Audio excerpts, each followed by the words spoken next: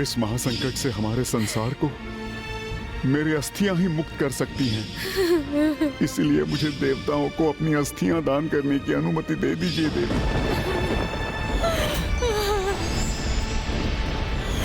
स्वामी, ये उचित नहीं है। नहीं स्वामी, नहीं। आपसे विलग होने की पीड़ा मैं नहीं सह सकती। नहीं रह सकती मैं आपके बिना स्वामी।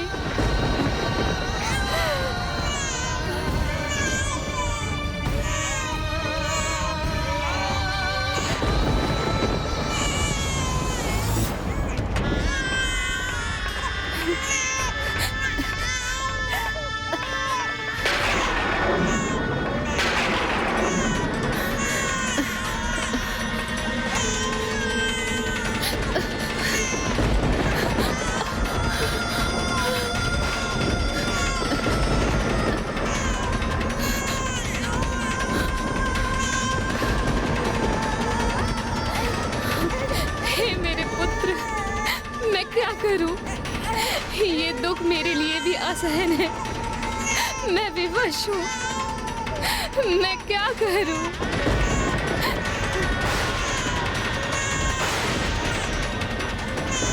हे पीपल वृक्ष, मेरी सहायता करिए।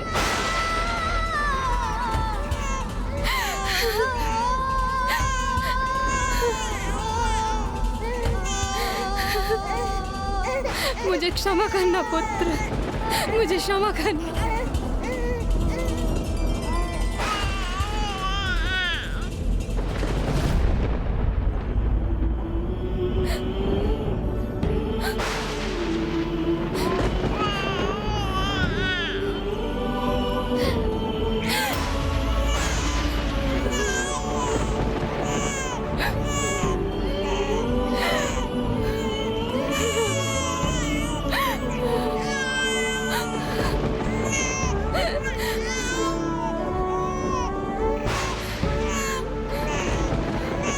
नहीं पुत्र, अब मैं नहीं रुक सकती। अब मेरा समय आ गया है। मुझे भी तुम्हारे पिताश्री के पास ही जाना होगा पुत्र। अपनी माता को क्षमा करना।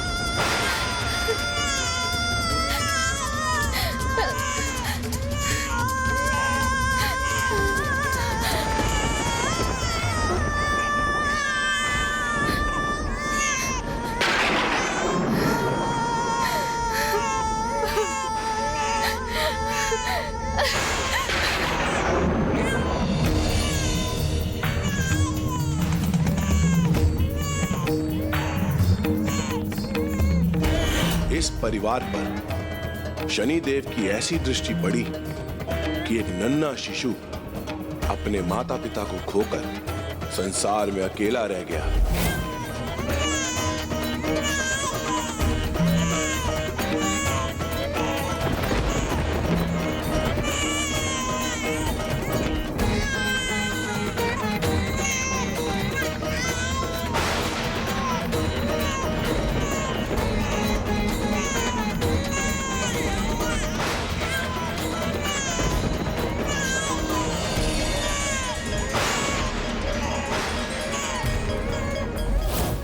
जहां एक ओर महादेव के पिपलाद अवतार का जन्म हुआ, दूसरी ओर इस समय तक उधर वृत्तासुर समस्त सृष्टि पर संकट बनकर छा चुका था। वृत्तासुर जो अपनी परिक्रमा पूर्ण कर चुका था और अपने बनाए व्रत में सबको घेर चुका था और समस्त लोकों को निगलने जा रहा था। अर्थात उसकी विनाश लीला के कारण अब त्रिलोक भी विनाश के निकट था।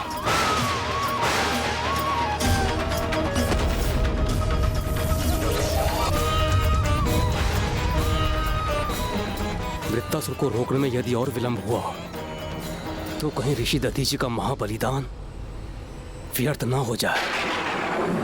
मैं इतने महान ऋषि का परम बलिदान ऐसे ही व्यर्थ नहीं जाने दूंगा।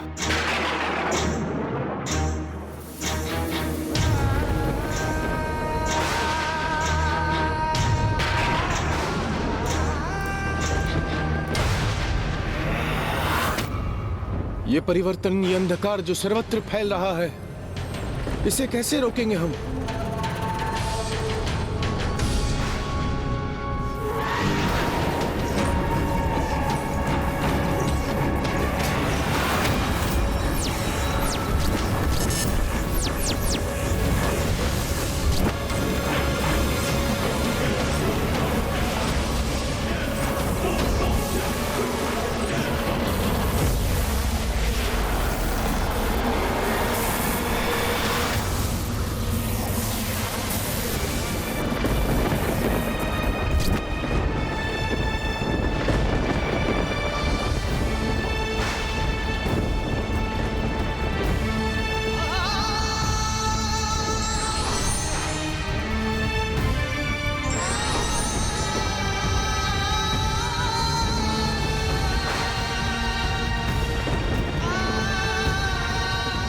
ऋषिवर की इन अस्थियों को लेकर देव शिल्पी विश्वकर्मा जी के समक्ष प्रस्तुत हुई और उनसे अनुरोध कीजिए कि वो इन अस्थियों से एक ऐसा शक्तिशाली और प्रबल अस्त्र उत्पन्न करे जिससे उस दुष्ट वित्तासुर का अंत संभव हो सके।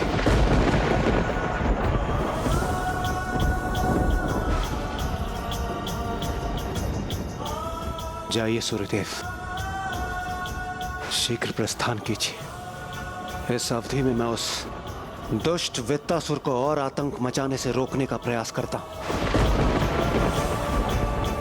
नहीं देवगण, आप में से कोई भी मेरे साथ नहीं चलेगा।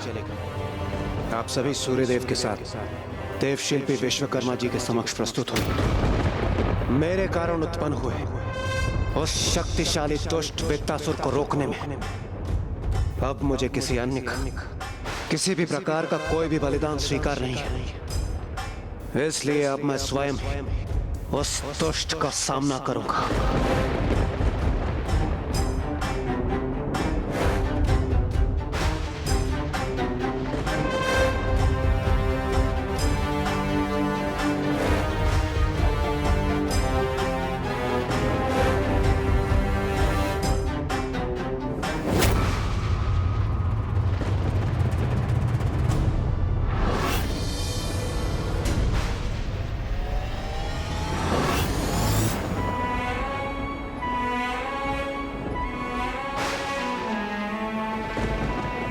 मुझे स्वयं पर पूरा विश्वास है कि किसी भी स्थिति में मेरा आचरण सदैव शुद्ध ही रहेगा। मैं कभी भी विचलित नहीं हो जाऊंगा। यदि दुर्भाग्य की छाया मुझ पर पड़ भी गई तो भी मैं धर्म पथ से दूर नहीं होऊंगा। इसीलिए आपका मुझे सावधान करना व्यर्थ है। आप मुझे चुनौती दे रहे हैं ऋषिवर? हाँ शनिदेव, इसे आप मेरी चुनौती की समझ। अपनी नियति को इतने अपार संयम और आत्मबल से स्वीकार कर ऋषि दधीचि ने महानता का एक अनूठा उदाहरण प्रस्तुत किया है।